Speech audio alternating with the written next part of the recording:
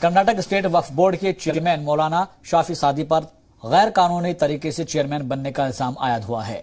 लंबे तनाजे के बाद चेयरमैन के मुंतखब होने पर सियासत शुरू होने से एक बार फिर से सरगर्मियां बढ़ गई है। रिपोर्ट देखिए।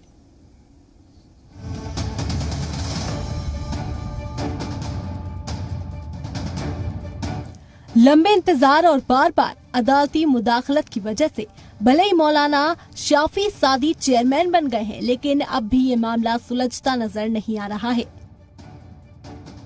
आरटीआई एक्टिविस्ट वजीर बेग का कहना है कि रियासती वक्फ बोर्ड के चेयरमैन के इंतखाब में हिस्सा लेने के लिए रियासती वक्फ बोर्ड में इलेक्टेड मेंबर होना जरूरी है, जबकि यहाँ नॉमिनेटेड मेंबरों के सहारे चेयरमैन का इंतखाब कराया गया है।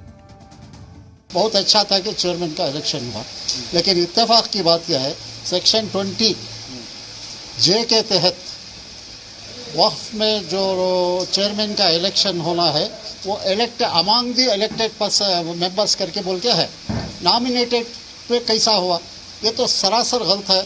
और दो एडवोकेट जो सीनियर मोस्ट कहलाते हैं बार काउंसिल के मेंबर, एक प्रेजेंट मौजूदा हैं और एक साबिक है, उन्होंने शाफी सादी का नाम रिजेक्ट क्यों नहीं करवाया, जबकि भाई उससे साफ जाहिर होता है कि इन दोनों एडवोकेटों को एक्ट के बारे में कुछ भी पता नहीं है।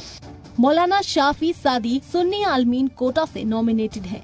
इस मामले में वजीर बेग माइनॉरिटी सेक्रेटरी वक्फ बोर्ड के सीईओ को नोटिस भेजा है। इनकी मांग है कि मौजूदा इंतखाब को रद्द करना चाहिए, वरना वो अदालत का दरवाजा खटखटाएंगे।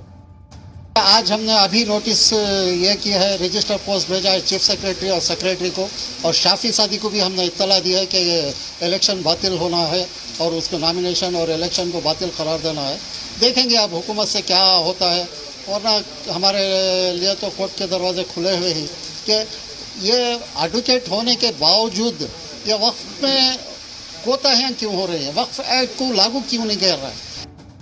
मौलाना शाफी सादी के चेयरमैन बनने के दूसरे ही दिन इन्हें नोटिस मिला है। वहीं बार काउंसिल से नॉमिनेटेड मुकाबले में आ रहे आसिफ अली ने भी ऑब्जेक्शन फाइल किया है। अब देखना होगा कि आने वाले दिनों में मौलाना शाफी सादी चेयरमैन बने रहेंगे या किसी नई मुश्किल से उनके सामने नई परेशानियां आ सकती हैं।